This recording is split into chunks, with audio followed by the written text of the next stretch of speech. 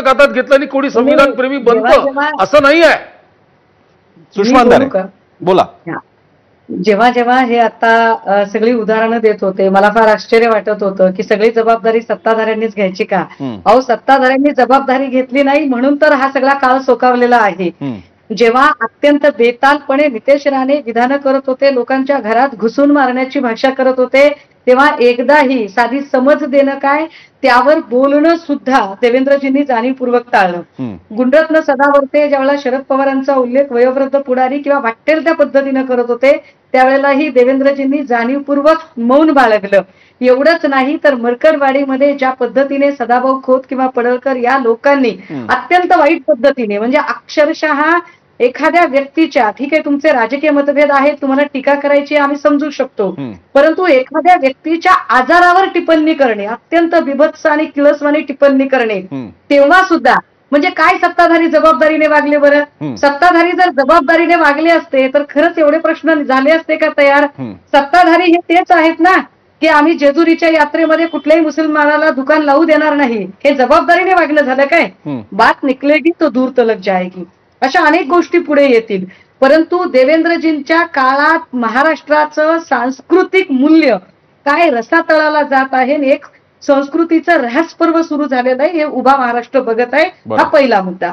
दुसरं असं की या सगळ्या संबंधाने संजय गायकवाडांचं, जसं आता अतुल भैयांनी सांगितलं की एक मुद्दा नाहीये, म्हणजे संजय गायकवाड कधी छत्रपती शिवरायांच्या बद्दल अत्यंत वाईट पद्धतीने 3 दिवसांपूर्वी त्यांचं विधान आलेलं आहे.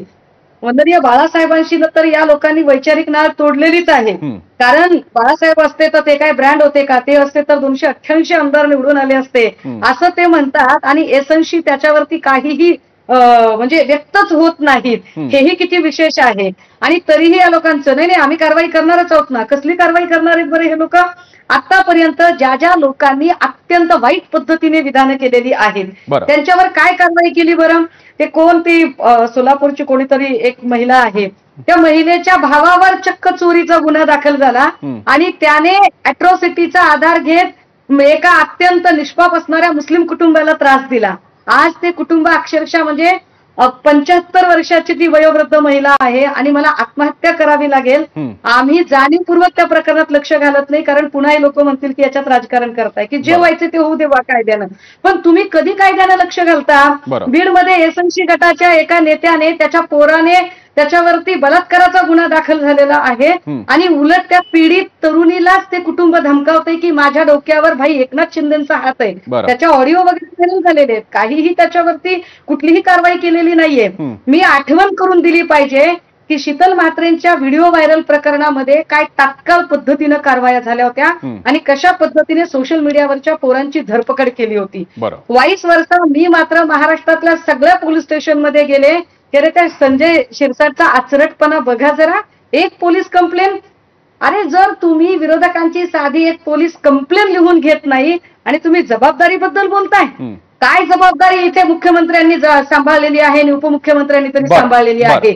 जी कमेंट आली ती फार महत्वाची होती की आश्रम शाळांमध्ये अत्यंत निकृष्ट पद्धतीचं जेवण मिळतंय, त्यावर कधी या लोकांनी काही अपेक्षा, काही व्यक्त केलंय, काही म्हणणं व्यक्त केलंय काय. संजय गायकवाडांची छाती होईल, चला तुम्हाला मारहाणीच्या भाषेचं फार रुततंय का, आम्ही तुम्हाला जाहीरपणे आणि एबीपी माझाच्या चॅनलवरून सांगतोय, काय संजय गायकवाडांची एवढी छाती आहे का की त्यांनी संजय शिरसाटांना त्याच पद्धतीने बुकलून काढावं ज्या पद्धतीने त्यांनी एका चतुर्थ कर्मचाऱ्याला बुकलून काढलेलं आहे.